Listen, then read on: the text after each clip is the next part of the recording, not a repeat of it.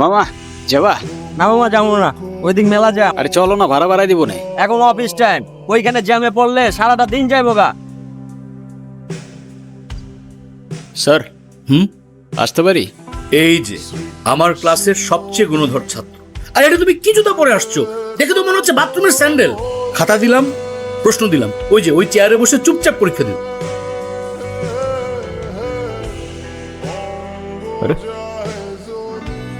দেখা না স্যার, হিমু আমাকে অনেক ডিস্টার্ব করতেছে।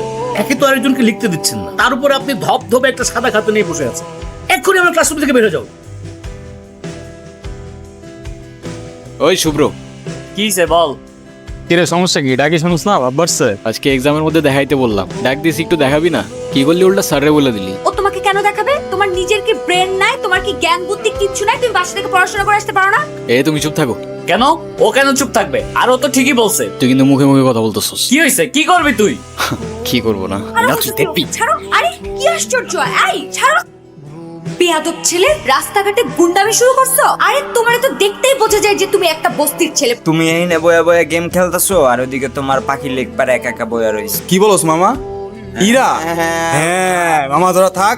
যাও মামা, বেস্ট অফ লাক। কি ব্যাপার রকি, কিছু বলবা? তুমি জানো না কি বলবো? আমি তোমাকে আগেও বলছি, তোমাকে আমি পছন্দ করি না আর কোনোদিন করবো না। তুমি জানো এর পরিণাম কি হতে পারে?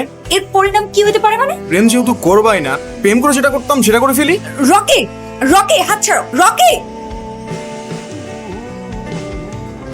আমি নিজে যতই খারাপ হই না কেন, আমার তো মা নাই, তোর তো আছে। একটা মেয়ের সম্মান কই থাকে তুই জানোস তা?